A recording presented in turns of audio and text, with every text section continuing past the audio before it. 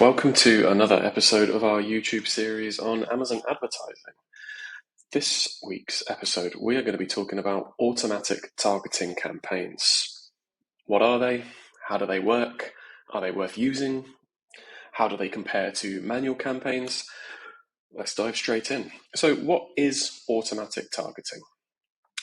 Automatic targeting on Amazon allows Amazon to effectively take control of your advertising. They will make your ads appear in certain placements depending on their algorithm.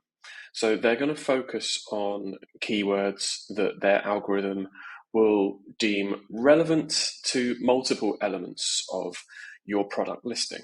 This is including your title, your description, your bullet points, and even the generic keywords, or the back-end keywords, as we often call them, on the back end of your listing.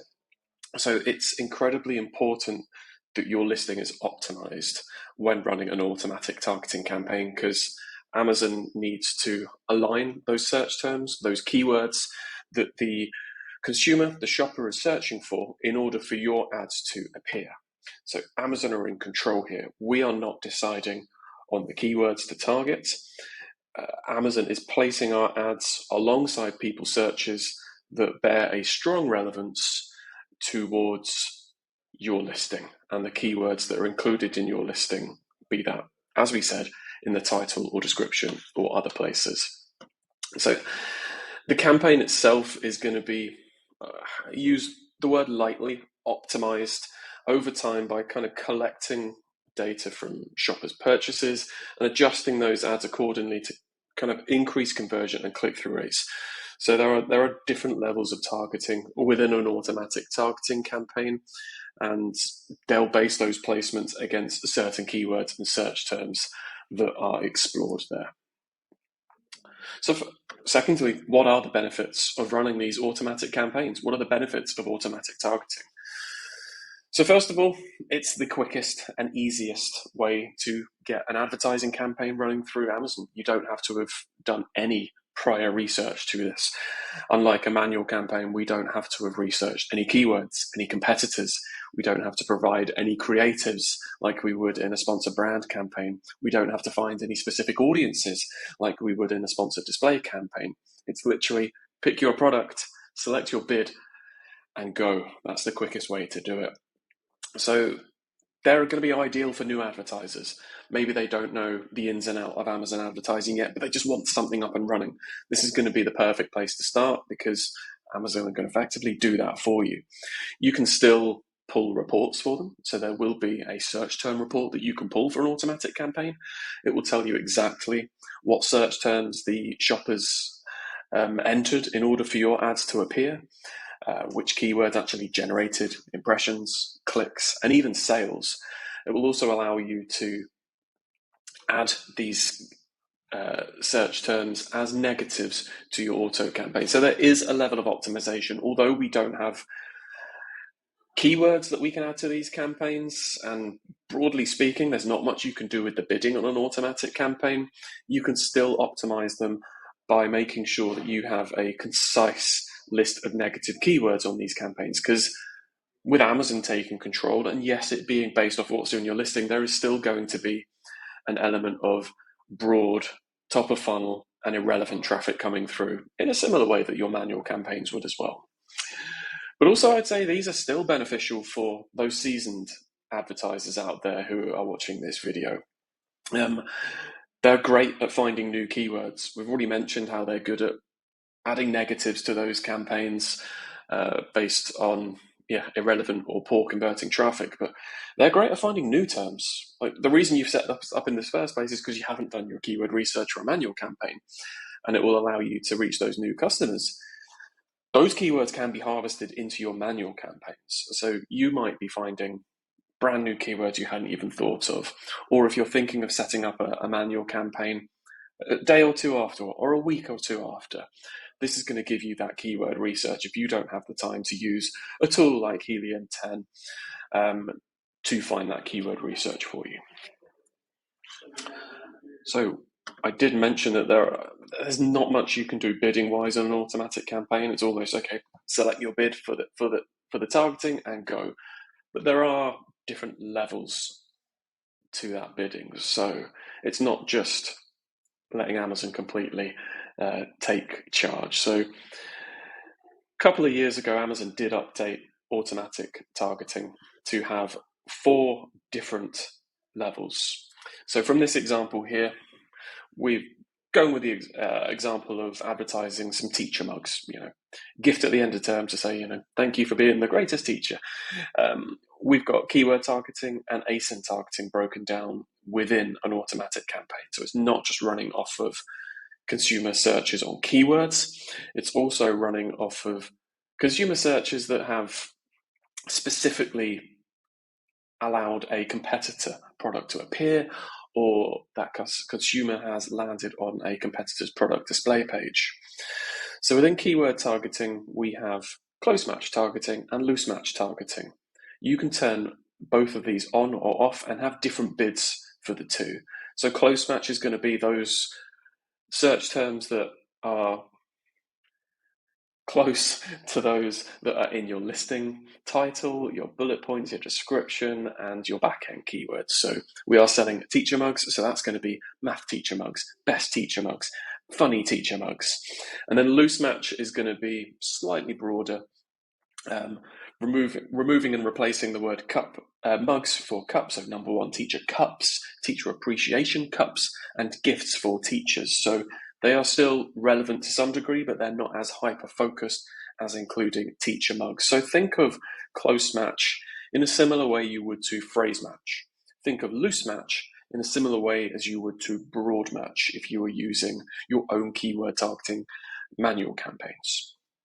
Now moving over to substitutes and complements. So these are going to be ASIN targeting. So you're going to have things like coffee pods, because they can go into a cup or a mug, tea bag organizer, sources for cups, coffee cup, etc. So yeah, it's a different level of thinking, and each one of these targeting levels, so close, loose, complements, substitutes, they can be turned on or off, and they can have their own level of bids. So when you set up the campaign, it will ask you for a bid, but you can set the targeting bids. So there'll be a little plus button that will open up, and you'll be able to control the bids for all of those upon campaign creation, and even during optimization later on, much like you would go to the targeting level within your manual campaign to see your keywords, you can do that within the automatic campaign to find these different levels of targeting. Now, a strategy that we sometimes employ is to actually set up 2 automatic campaigns. If you have the budget to do so, I would encourage you to set up one automatic campaign with close match and loose match turned on, and complements and substitutes turned off, and then a separate campaign with complements and substitutes turned on, and close match and loose match turned off. That way, the search term reports you pull for those are going to be geared towards keyword targeting and ASIN targeting, and allows you to harvest those keywords, those competitor targets, into your manual keyword campaigns and into your manual competitor targeting PAT campaigns. So that allows you to have a more thought out campaign structure in place for the future. So should you use automatic targeting or should you use manual targeting? My first thing is to encourage you to use both. Run them in parallel to each other, whether that's a week between the builds or building them day one together. It's not one or the other. As already mentioned in this video, your auto campaigns are going to allow you to research new keywords that you might not have come across. So any new long tail variants of your existing keywords, any nuances and localized languages for those of you running campaigns in multiple marketplaces. Here in Europe, we've got not only the UK, our local language, but we've got France, Germany, Spain, Italy. And if you don't have a native speaker on your team, then this is a good way to find those nuances in those localized languages. It's not always as easy as running your terms through Google Translate, for example, or any slangs. There's always new buzzwords coming out that people are using on Instagram, Facebook, TikTok, and that can translate through to Amazon searches as well. So that keeps you and your finger on the pulse of any new search terms that people are searching for. The people running these searches, looking for your products, they don't care what keywords you're targeting. They don't care what's on your listing. They don't care what's in your back end.